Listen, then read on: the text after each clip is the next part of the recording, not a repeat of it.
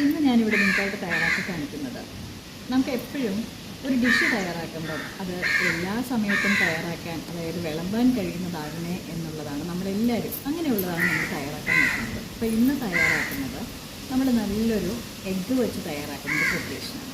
അതായത് ബ്രേക്ക്ഫാസ്റ്റിനും ഡിന്നറിനും അതുപോലെ സ്പെഷ്യൽ ഡിഷായിട്ടും ഒക്കെ നമുക്ക് സെർവ് ചെയ്യാൻ കഴിയുന്ന, നാടൻ രീതിയായിട്ട് ഫീൽ ചെയ്യും, അല്ലാത്ത രീതിയിലും ഫീൽ ചെയ്യുന്ന രീതിയിലുള്ള നല്ലൊരു എഗ് കറിയുടെ പ്രിപ്പറേഷനാണ്. വളരെ സ്വാദിഷ്ടമായിട്ട് തയ്യാറാക്കാൻ കഴിയുന്ന ഈ ഒരു മുട്ടക്കറി അല്ലെങ്കിൽ എഗ് കറി എങ്ങനെ നമുക്ക് തയ്യാറാക്കാം എന്നൊന്ന് കണ്ടുപോകാം.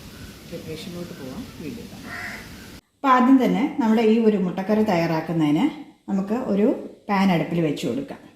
അതിലോട്ട് നമുക്ക് ഒരു 2.5 ടേബിൾ സ്പൂൺ കോക്കനട്ട് ഓയിൽ ചേർത്ത് കൊടുക്കാം. ഓയിൽ ചൂടായി വരുമ്പം അതിലേക്ക് ചെറിയ 2 പീസ് പട്ട പൊടിച്ച് ഞാൻ ചേർക്കുവാണ്. അത് ചേർത്ത് കൊടുക്കാം. 2 ഏലക്ക ചേർത്ത് കൊടുക്കാം. 3 ഗ്രാമ്പു ചേർത്ത് കൊടുക്കാം. ഒരു 1/4 ടീസ്പൂൺ പെരിഞ്ജീരകം കൂടി ചേർത്ത് ചെറുതായിട്ടൊന്ന് നമുക്ക് റോസ്റ്റ് ചെയ്യാം. ഇനി നമുക്ക് ഇതിലേക്ക് 2 മീഡിയം സൈസ് സവാള ചെറുതായിട്ട് കട്ട് ചെയ്തിരിക്കുകയാണ്, അത് ചേർത്ത് കൊടുക്കാം. ആവശ്യത്തിനുള്ള ഉപ്പ് ചേർത്ത് കൊടുക്കാം. എന്നിട്ട് ഇതൊന്ന് വഴറ്റിയെടുക്കുക. അപ്പോൾ ഉള്ളി ഈ ഒരു സ്റ്റേജ് വഴണ്ട് വന്നാൽ മതി. ചെറിയൊരു ഗോൾഡൻ കളറ് ആകുന്നതേ ഉള്ളൂ. അപ്പം ഒരുപാട് അങ്ങ് ഗോൾഡൻ കളറ് ആക്കണ്ട. അപ്പോൾ ഇനി നമ്മൾ ഇതിലേക്ക് ചേർക്കാൻ പോകുന്നത് 1 ടീസ്പൂൺ ജിഞ്ചർ ഗാർലിക് പേസ്റ്റ്. അതും കൂടെ ചേർത്ത് നമുക്കൊന്ന് വഴറ്റിയെടുക്കാം. വഴറ്റിയതിന് ശേഷം അതിലേക്ക് നമ്മൾ ടൊമാറ്റോ ചേർക്കാൻ പോകണം. ടൊമാറ്റോ നമ്മൾ ഒരു മീഡിയം സൈസ് ടൊമാറ്റോ ആണെങ്കിൽ അത് ഒരെണ്ണം നമുക്ക് ചേർക്കാം. വലിയൊരു ടൊമാറ്റോ ആണെങ്കിൽ നമുക്കതിലേക്ക് അതിൻ്റെ ഒരു 1/2 ഭാഗം ചേർത്താൽ മതി. അപ്പോൾ ഇത് മീഡിയം സൈസ് ടൊമാറ്റോ ആണ്. ഞാൻ അതുകൊണ്ട് അതിലേക്ക് ഒരു ടൊമാറ്റോ ചേർക്കുകയാണ്. മിക്സ് ചെയ്യുക. ഇപ്പോൾ ടൊമാറ്റോ അങ്ങ് ഉടഞ്ഞു പോകണ്ട. അതായത് ഒരു 3 മുതൽ 5 മിനിറ്റ് ആകുമ്പം ടൊമാറ്റോ ഈ ഒരു സ്റ്റേജ് ആവും. അപ്പോൾ അതിന് ശേഷം നമ്മൾ ഇതിലേക്ക് മസാലപ്പൊടികൾ ചേർത്ത് കൊടുക്കുകയാണ്. എപ്പോഴും പോലെ മസാലപ്പൊടികൾ ചേർക്കുമ്പം ഫ്ലെയിം കുറച്ചിട്ട് വേണം ചേർക്കാനായിട്ട്. അപ്പോൾ അതിലേക്ക് ഞാൻ ആദ്യം തന്നെ 1 ടീസ്പൂൺ മല്ലിപ്പൊടി ചേർത്ത് കൊടുക്കുകയാണ്. ഇനി നമുക്ക് അതിലേക്ക് ഒരു 1/2 ടീസ്പൂൺ കുരുമുളക് പൊടി ചേർത്ത് കൊടുക്കാം. അതിൽ കൂടെ തന്നെ നമുക്ക് ഒരു 1/2 ടീസ്പൂൺ ഗരം മസാല ചേർത്ത് കൊടുക്കാം. ഇനി നമ്മൾ അതിലേക്ക് ചേർക്കാൻ പോകുന്നത് മഞ്ഞൾപ്പൊടിയാണ്. മഞ്ഞൾപ്പൊടിയും നമുക്ക് ഒരു 1/2 ടീസ്പൂൺ ചേർത്ത് കൊടുക്കാം. മുളക് പൊടി നമ്മൾ ഇതിലോട്ട് ചേർക്കുന്നില്ല കേട്ടോ. അപ്പം ഇത് നമുക്ക് ഇതിൻ്റെ പച്ചമണം മാറുന്നത് വരെ ഒന്ന് വഴറ്റിയെടുക്കാം. ഫ്ലെയിം കുറഞ്ഞ് തന്നെ ഇരിക്കണം, ശ്രദ്ധിക്കണം. പൊടികളുടെ പച്ചമണമൊക്കെ മാറി വന്നു. ഫ്ലെയിം ചെറുതായിട്ടൊന്ന് കൂട്ടി കൊടുക്കുക. ഇനി നമ്മൾ അതിലേക്ക് 4 പച്ചമുളക് കട്ട് ചെയ്ത് ചേർക്കുകയാണ്. അതും കൂടെ ഒന്ന് വഴറ്റിയെടുക്കാം. എന്നിട്ട് നമ്മൾ ഇതിലേക്ക് 1 കപ്പ് വെള്ളം, ചെറു ചൂടുവെള്ളം നമുക്കിതിലോട്ട് ചേർത്ത് കൊടുക്കാം. ഒന്ന് ചെറുതായിട്ടൊന്ന് മിക്സ് ചെയ്യുക. ഇതിൽ കൂടെ തന്നെ നമ്മളിത് കാഷ്യൂനട്ട് പേസ്റ്റാണ് ഇതിൽ അരച്ച് ചേർക്കാൻ പോകുന്നത്. അപ്പം ഞാനൊരു 20 കാഷ്യൂനട്ട് വെള്ളത്തിൽ തിളപ്പിച്ച് അതിൻ്റെ ആ ഒരു പേസ്റ്റ് അരച്ച് മാറ്റി വെച്ചിരിക്കുകയാണ്.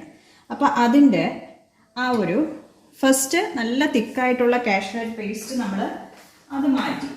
ഇനി നമ്മൾ അതിലേക്ക് തേങ്ങയൊക്കെ എടുക്കത്തില്ലേ, 1-ാം പാല് 2-ാം പാല്, അതുപോലെ രണ്ടാമത്തെ ആ ഒരു മിക്സ് ഏകദേശം 1 കപ്പ് അത് നമ്മൾ ഇതിലോട്ട് ചേർത്ത് കൊടുക്കുകയാണ്. മിക്സ് ചെയ്യുക. അതായത് നമ്മുടെ മിക്സിയുടെ ജാറ് കഴുകി ഒരു 1/2 കപ്പ് കാഷ്യൂനട്ട് കുതിർത്തത് അരച്ച് മാറ്റിയതിന് ശേഷം, അതായത് അത് ആ മിക്സിയുടെ ബൗളിൽ 1/2 കപ്പ് വെള്ളം ചേർത്ത് അരച്ച ആ ഒരു പേസ്റ്റ് എടുത്തിട്ട് മിക്സിയുടെ ജാറ് കഴുകുന്നത് 1 കപ്പ് വെള്ളം, അതാണ് നമ്മളിപ്പം ഇതിലോട്ട് ഒഴിച്ചത്. ഇതൊരു നല്ലൊരു തിള വരുന്നത് വരെ നമുക്കൊന്ന് വെയിറ്റ് ചെയ്യാം. ഇപ്പം നല്ലൊരു തിള വന്നു കഴിഞ്ഞു. ഇനി നമുക്ക് ഇതിലേക്ക് 4 മുട്ടയാണ് എടുത്തിരിക്കുന്നത്, അത് നമുക്ക് ചേർത്ത് കൊടുക്കാം. ഇപ്പം മുട്ട ഞാനിപ്പം മസാല നല്ലപോലെ പിടിക്കുന്നതിന് വേണ്ടി മൊത്തം ഈ ചുറ്റുപാടും ഇങ്ങനെ വരഞ്ഞു കൊടുത്തിട്ടുണ്ടേ. അപ്പം അത് നമുക്ക് ഇതിലോട്ട് ചേർത്ത് കൊടുക്കാം. ഒന്നുകൂടെ ഒന്ന് മിക്സ് ചെയ്ത് കൊടുക്കുക.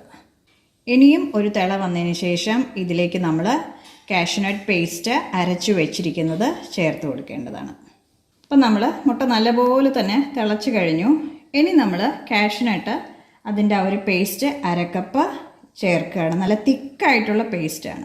മിക്സ് ചെയ്ത് കൊടുക്കുക. ഇനി ഇപ്പം നമ്മൾ ആ ഒരു പേസ്റ്റ് നമ്മൾ ഒഴിക്കുമ്പോഴേ അതിൻ്റെ ആ ഒരു തിക്നെസ് കണ്ടോ, കുറുകുറുപ്പ് കണ്ടോ. അപ്പം ഇതും കൂടെ ചേർത്ത് നമുക്കൊന്ന് ഇളക്കി കൊടുത്തതിന് ശേഷം കുറച്ചുകൂടെ നേരം ഒന്ന് വെയിറ്റ് ചെയ്യാം. ഈ ഒരു സമയം നമ്മൾ അതിൻ്റെ ഒരു ഉപ്പും അതുപോലെ എല്ലാം ചെക്ക് ചെയ്യണം, കറക്റ്റാണോ എന്നുള്ളത്.